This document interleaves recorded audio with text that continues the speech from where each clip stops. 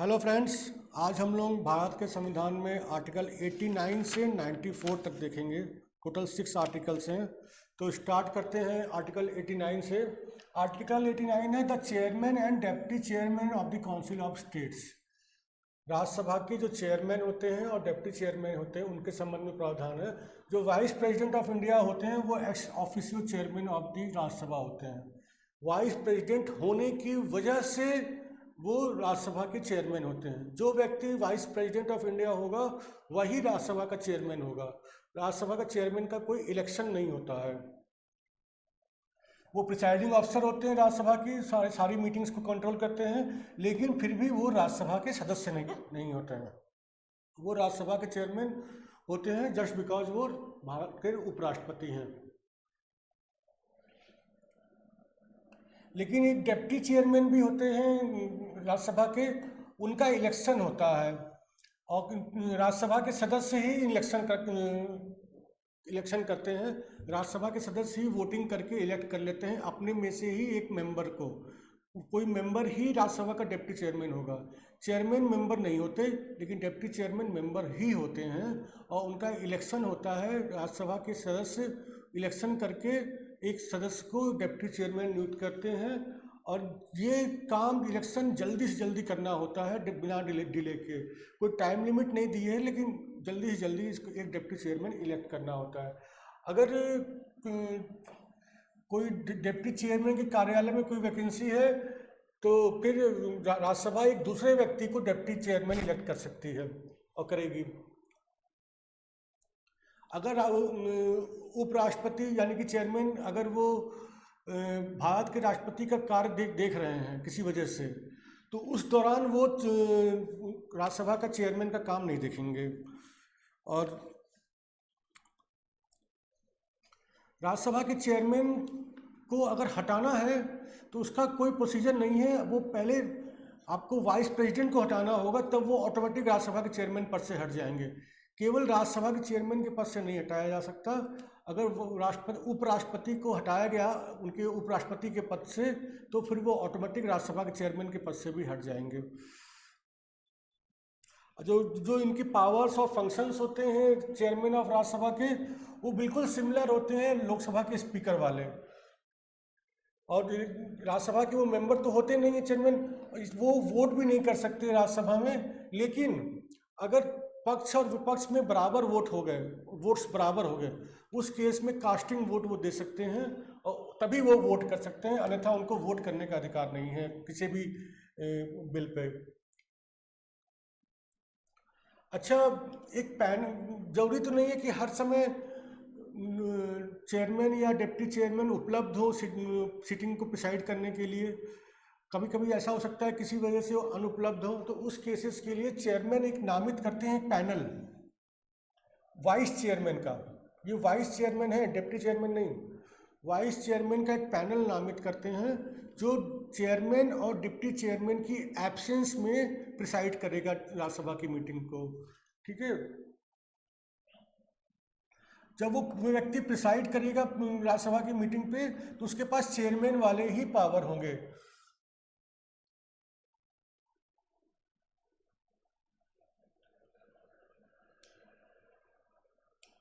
अगर मान लीजिए उस पैनल में से भी कोई व्यक्ति उपलब्ध नहीं है सिटिंग को प्रिसाइड करने के लिए, तो उस केस में राज्यसभा डिसाइड करेगी कौन प्रिसाइड करेगा। राज्यसभा खुद ही एक व्यक्ति को नॉमिनेट करके उसको प्रिसाइड करेगी।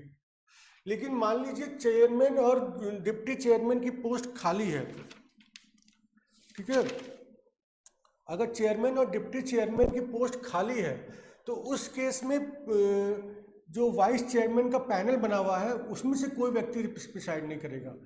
जो पैनल से व्यक्ति तभी प्रिसाइड करेगा जब चेयरमैन या डिप्टी चेयरमैन एब्सेंट है। लेकिन अगर चेयरमैन या और डिप्टी चेयरमैन दोनों की पोस्ट पे कोई है ही नहीं, दोनों पोस्टें खाली हैं, तो उस केस में उस पैनल जो बना है वाइस चेयरमैन का, उसमें से कोई प्रिसाइड नहीं करेगा। कौन प्रिसाइड करेगा? एक मेंबर ऑफ द हाउस जो प्रेसिडेंट नामित करें, जो प्रेसिडेंट अपॉइंट करें एक राज्यसभा के मेंबर को, वो प्रिसाइड करेंगे। उस समय पैनल का कोई व्यक्ति प्रिसाइड नहीं करेगा। ये हो गया आर्टिकल 89। अब आ जाते हैं आर्टिकल 90 पे।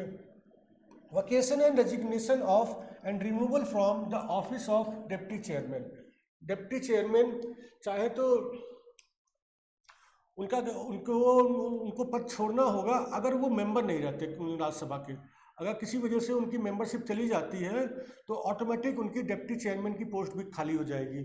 वो चाहे तो रिजाइन भी कर सकते हैं अपनी पोस्ट से, चेयरमैन को एड्रेस करके अपना रिजिग्नेशन दे सकते हैं, और डिप्टी चेयरमैन की पोस्ट से रिजाइन भी कर सकते हैं। उनको उनके पद, डिप्टी चेयरमैन को उनके पद से हटाया भी जा सकता है। करना क्या होगा, सिंपली एक रिजोल्यूशन पास करना होगा राज्यसभा में सिंपल मेजॉरिटी से, और लेकिन वो रिजोल्यूशन मूव करने से पहले 14 दिन का नोटिस देना होगा। ऐसा नहीं कि तुरंत आज ही करना है और आज ही प्रेजेंट कर दिया अपने रिजोल्यूशन को। 14 दिन का नोटिस देंगे कि हम ऐसा रिजोल्यूशन मूव करना चाहते हैं, उसके बाद रिजोल्यूशन मूव करेंगे, रिजोल्यूशन को सिंपल मेजॉरिटी से पास कर देंगे, डिप्टी चेयरमैन हट जाएंगे अपनी पोस्ट से। इसको एक डायग्राम के माध्यम से देख लीजिए। वो अपनी सीट वैकेट कर सकते हैं अगर वो उनको विकेट करना होगा अपनी सीट, अगर वो राज्यसभा के मेंबर नहीं रहते वो रिजाइन कर सकते हैं, उनको रिजाइनेशन चेयरमैन को एड्रेस करना होगा। और इसके अलावा उनको उनकी पोस्ट से हटाया जाता है सिंपली एक रिजोल्यूशन मूव करके। अब आ जाते हैं आर्टिकल 91 पे। Power of the deputy chairman और other persons to perform the duties of the office of or to act as chairman. ठीक है, जो डिप्टी चेयरमैन या अन्य व्यक्तियों की जो पावर है चेयरमैन के रूप में काम करने के लिए वो दिया हुआ है।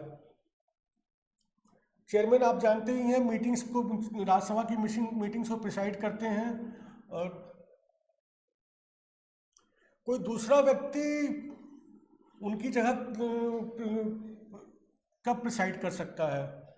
या तो चेयरमैन की पोस्ट ही खाली हो, वाइस प्रेसिडेंट ही नहीं है तो उस पोस्ट खाली हो, और या फिर वाइस चेयरमैन जो है, जो कि वाइस प्रेसिडेंट भी हैं, वो प्रेसिडेंट का कार्यभार देख रहे हो, प्रेसिडेंट की ड्यूटीज डिस्चार्ज कर रहे हो, उस समय कोई दूसरा व्यक्ति प्रिसाइड कर सकता है। कौन वो दूसरा व्यक्ति कौन होगा, वो डिप्टी चेयरमैन होंगे, या फिर जो प्रेसिडेंट अपॉइंट करें किसी ऐसे व्यक्ति को इस काम के लिए, वो व्यक्ति होगा। लेकिन प्रेसिडेंट कब अपॉइंट करेंगे, तभी अपॉइंट करेंगे जब डिप्टी चेयरमैन की पोस्ट भी खाली है, उस पोस्ट पे कोई नहीं है, तब प्रेसिडेंट अपॉइंट करेंगे। अगर वो डिप्टी चेयरमैन है तो डिप्टी चेयरमैन ही करेंगे, और डिप्टी चेयरमैन एब्सेंट है, खाली नहीं है सीट, एब्सेंट है, तो पैनल में से कोई व्यक्ति, जो वाइस चेयरमैन का पैनल है उसमें से कोई करेगा। लेकिन अगर डिप्टी चेयरमैन की पोस्ट भी खाली है तो फिर प्रेसिडेंट नामित करेंगे किसी व्यक्ति को, किसी सदस्य को, वो प्रिसाइड करेंगे। अगर किसी वजह से चेयरमैन एब्सेंट है किसी सिटिंग में तो डिप्टी चेयरमैन सिटिंग को प्रिसाइड करेंगे, या कोई अदर पर्सन जो रूल्स ऑफ प्रोसीजर से डिटरमाइन किया गया है।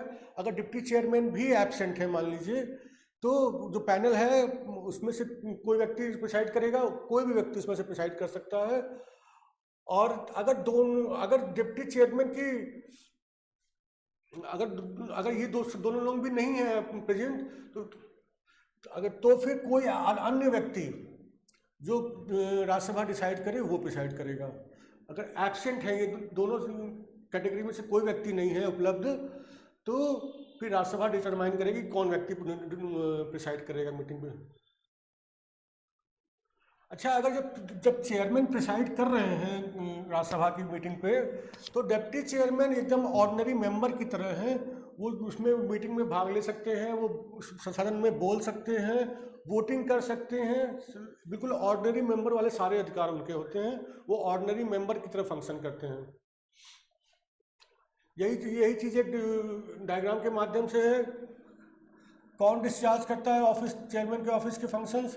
अगर चेयरमैन की सीट वैकेंट है तो डिप्टी चेयरमैन, और अगर डिप्टी चेयरमैन की भी वैकेंट है तो जो भी प्रेसिडेंट जिस व्यक्ति को अपॉइंट करें। अगर चेयरमैन यानी कि वाइस प्रेसिडेंट का काम देख रहे हैं तो फिर डिप्टी चेयरमैन, और अगर डिप्टी चेयरमैन की सीट भी वैकेंट है तो फिर जो भी प्रेसिडेंट जिसको भी अपॉइंट कर दें वो व्यक्ति। अगर चेयरमैन किसी मीटिंग से एब्सेंट है तो फिर डिप्टी चेयरमैन देखेंगे। अगर डिप्टी चेयरमैन मीटिंग से भी एब्सेंट है, वो भी एब्सेंट है, तो जो भी एक पैनल बना हुआ है उस पैनल में से कोई व्यक्ति देखेगा और वाइस चेयरमैन का, और उसमें से भी कोई उपलब्ध नहीं है तो राज्यसभा खुद डिसाइड कर लेगी कौन व्यक्ति चेयर पे होगा, बैठेगा। आर्टिकल 92 देख लेते हैं। द चेयरमैन और the deputy chairman not to preside while a resolution for his removal from office is under consideration। अगर चेयरमैन, अगर वाइस प्रेसिडेंट को हटाने का कोई रिजोल्यूशन मूव हो रहा है या फिर डिप्टी चेयरमैन को हटाने का कोई रिजोल्यूशन मूव हो रहा है, तब वो चेयर पे प्रिसाइड नहीं बैठेंगे और प्रिसाइड नहीं करेंगे उस मीटिंग को, क्योंकि उन्हीं के खिलाफ रिजोल्यूशन मूव हो रहा है, इसलिए वो खुद बैठेंगे तो सही नहीं रहेगा। चेयरमैन कब प्रिसाइड नहीं करेंगे? अगर जब वाइस प्रेसिडेंट को उनके ऑफिस से हटाने का कोई रिजोल्यूशन मूव हो रहा है तो उस समय वो प्रिसाइड नहीं करेंगे। डिप्टी चेयरमैन कब नहीं प्रिसाइड करेंगे? जब उनकी कोई रिजोल्यूशन उनको हटाने के लिए मूव हो रहा है, ठीक है। अगर वो हाउस में है तब भी नहीं प्रिसाइड करेंगे। जो हमने अभी, तो प्रिसाइड करेगा कौन? जो अभी हमने पहले प्रावधान देखे 91, आर्टिकल 91 वाले, उस आर्टिकल के तहत, प्रावधान के तहत कोई पर्सन प्रिसाइड करेगा। अच्छा, मान लीजिए वाइस प्रेसिडेंट को हटाने का प्रपोजल मूव हो रहा है, रिजोल्यूशन मूव हो रहा है, तो उस समय एज ए चेयरमैन उनके क्या अधिकार होंगे राज्यसभा के चेयरमैन के तौर पे? वो राज्यसभा में बोल सकते हैं, अपनी बात रख सकते हैं और राज्यसभा की प्रोसीडिंग्स में भाग भी ले सकते हैं। उस समय वो चेयर पे नहीं, चेयरमैन की सीट पे नहीं बैठेंगे, लेकिन वो बोल सकते हैं और उसमें भाग भी ले सकते हैं। लेकिन उनको कोई वोट देने का अधिकार नहीं होगा, क्योंकि वो मेंबर ही नहीं है, तो वो वोट कैसे देंगे? किसी भी रिजोल्यूशन पे नहीं वोट देंगे या किसी भी मैटर पे वोट नहीं डाल देंगे। अच्छा, ये आर्टिकल 92 हो गया। अब आर्टिकल 93 देख लेते हैं। The speaker and deputy speaker of the house of people. Lok Sabha के स्पीकर और डेप्टी स्पीकर, स्पीकर को और डिप्टी स्पीकर को कौन चुनता है? लोकसभा ही चुनती है। लोकसभा के मेंबर्स ही चुनते हैं अपने बीच में से, उसी मेंबर को ही स्पीकर चुनते हैं और डिप्टी स्पीकर चुनते हैं। और ये कब चुनना होगा? जल्दी से जल्दी चुनना होगा, कोई टाइम लिमिट नहीं दी है, लेकिन अर्लीस्ट पॉसिबल चुनना होगा। और केवल एक सदस्य को ही, लोकसभा के सदस्य को ही स्पीकर या डिप्टी स्पीकर के रूप में चुन सकते हैं और किसी और को नहीं, नॉन मेंबर को नहीं। अगर मान लीजिए किसी वजह से स्पीकर या डिप्टी स्पीकर की पोस्ट वैकेंट हो जाती है तो लोकसभा किसी और सदस्य को स्पीकर या डिप्टी स्पीकर की पोस्ट के लिए सिलेक्ट कर लेगी। अच्छा, रोल्स, क्या रोल होता है स्पीकर का और उनके फंक्शंस क्या होते हैं? चीफ ऑफिसर हैं स्पीकर, जो है लोकसभा के चीफ ऑफिसर हैं और बहुत ही प्रेस्टिजियस और अथॉरिटी वाली पोस्ट होती है ये। लोकसभा के स्पीकर लोकसभा की सीटिंग्स पे प्रिसाइड करते हैं और इसकी वर्किंग को कंट्रोल करते हैं। किस लिए करते हैं? ताकि स्मूथ और orderly conduct of business of the house, Lok Sabha का बिजनेस जो है वो स्मूथ तरीके से चले, इसलिए किसी न किसी व्यक्ति को प्रिसाइड करना होगा, तो वो काम स्पीकर करते हैं। इसके अलावा वो जो मेंबर्स के पावर्स हैं, उनके प्रिविलेजेस हैं, उसके गार्जियन भी हैं।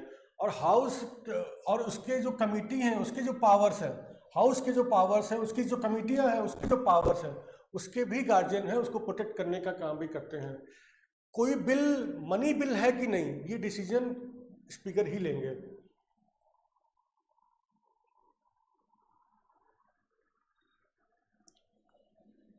उनकी अथॉरिटी बिल्कुल फाइनल अथॉरिटी होती है, क्योंकि वो principal spokesman of the house हैं, वो लोकसभा के प्रिंसिपल स्पोक्समैन होते हैं, इसलिए उनकी अथॉरिटी एकदम फाइनल अथॉरिटी होती है। और कोई अच्छा, मान लीजिए सिटिंग के दौरान कोई संविधान के प्रोविजंस को इंटरप्रेट करना हो, रूल्स या प्रोसीजर को इंटरप्रेट करना हो सिटिंग के दौरान, तो और कंडक्ट ऑफ द बिजनेस के लिए भी कुछ इंटरप्रिटेशन करना हो, पार्लियामेंट्री प्रेसिडेंट्स पे भी कुछ इंटरप्रिटेशन देना हो within the house. Precedents मतलब परंपराएं, जो पार्लियामेंट्री परंपराएं हैं उस पर कुछ इंटरप्रिटेशन करना हो तो वही फाइनल इंटरप्रेटर है, वो जो बोल देंगे वही फाइनल होगा।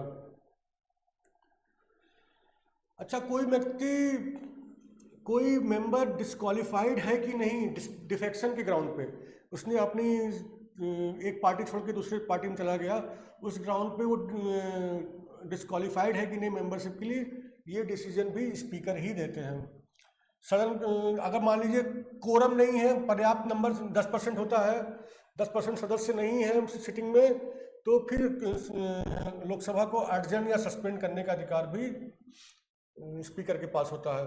अगर कभी ज्वाइंट सिटिंग हो गई तो किसी वजह से बुलाई गई ज्वाइंट सिटिंग लोकसभा और राज्यसभा की, तो उसको भी प्रिसाइड स्पीकर करेंगे, न कि राज्यसभा के चेयरमैन। सारी पार्लियामेंट्री कमिटीज के चेयरमैन का भी नियुक्ति स्पीकर ही करते हैं। अच्छा, ऑल्दो स्पीकर किसी राजनीतिक पार्टी के सदस्य के रूप में मेंबर बने हैं और वो राजनीतिक पार्टी के सदस्य ही होते हैं, लेकिन ये एक्सपेक्ट किया जाता है कि वो किसी पार्टी का फेवर न करें और निष्पक्ष रूप से पार्टी से ऊपर उठ करके अपना दायित्वों का निर्वहन करें, और यही होता है। तो ये हो गया आर्टिकल 93। अब हम लोग लास्ट आर्टिकल 94 देख लेते हैं। Vacation and resignation of and removal from the offices of speaker and deputy speaker. Speaker को कब अपना सीट छोड़ना होगा? जब वो उनको लोकसभा की मेंबरशिप उनकी चली जाए, अगर वो मेंबर न रह जाए लोकसभा के, तो उनको अपना सीट छोड़ना होगा। वो रिजाइन भी कर सकते हैं। अगर रिजाइन करेंगे तो उस डिप्टी स्पीकर को क्या बोलते हैं कि अपना इस्तीफा संबोधित करेंगे, और अगर डिप्टी स्पीकर रिजाइन करते हैं तो वो स्पीकर को अपना इस्तीफा संबोधित करेंगे। डिप्टी स्पीकर को भी सीट छोड़नी होगी अगर वो लोकसभा के मेंबर नहीं रह जाते तो। उन लोगों को हटाया भी जा सकता है। कैसे हटाना होगा? एक सिंपल रिजोल्यूशन मूव करना होगा और जितने भी सदस्य उस समय हैं वो वोट करेंगे। अगर वो रिजोल्यूशन पास हो जाता है हटाने के लिए तो वो हट जाएंगे, लेकिन ये रिजोल्यूशन पास मूव करने से पहले 14 दिन का नोटिस देना अनिवार्य होगा। अच्छा, स्पीकर के संबंध में एक विशेष प्रावधान ये है कि वो जैसे लोकसभा भंग हो गई, डिसॉल्व हो गई, तब भी वो अपनी सीट पे कायम रहते हैं, वो उनकी सीट बनी रहती है। बाकी सभी सदस्यों की मेंबरशिप चली जाती है, स्पीकर की भी मेंबरशिप चली जाती है, लेकिन वो एज ए स्पीकर कंटिन्यू करते हैं। कब तक कंटिन्यू करते हैं? जब तक कि नई लोकसभा न बन जाए और उसकी पहली मीटिंग का पहला दिन जो है उसके जस्ट पहले तक वो कंटिन्यू करेंगे एज स्पीकर, वो पोस्ट होल्ड करेंगे और सारे पावर्स एंजॉय करेंगे। कब तक करेंगे एंजॉय? नई लोकसभा बनने के बाद पहली लोकसभा की मीटिंग सिटिंग जो होगी उससे जस्ट पहले तक। ठीक है, इसको जरा सा डायग्राम से भी देख लेते हैं। स्पीकर और डिप्टी स्पीकर लोकसभा के, उनको अपनी सीट छोड़नी होगी अगर वो मेंबर नहीं रहते लोकसभा के, और वो अपनी सीट से रिजाइन कर सकते हैं। स्पीकर रिजाइन करेंगे तो डिप्टी स्पीकर को संबोधित करेंगे, डिप्टी स्पीकर रिजाइन करेंगे तो स्पीकर को संबोधित करेंगे। उनको अपनी सीट से हटाया भी जा सकता है। एक रिजोल्यूशन मूव करना होगा 14 दिन का नोटिस दे करके। लोकसभा के स्पीकर के संबंध में स्पेशल प्रावधान है। लोकसभा जब डिसॉल्व हो जाती है तो सारे सदस्यों की मेंबरशिप चली जाती है, लेकिन स्पीकर अपनी पोस्ट होल्ड करते हैं। कब तक करते हैं? Immediately before the first meeting of the House of People after dissolution. ठीक, थैंक यू।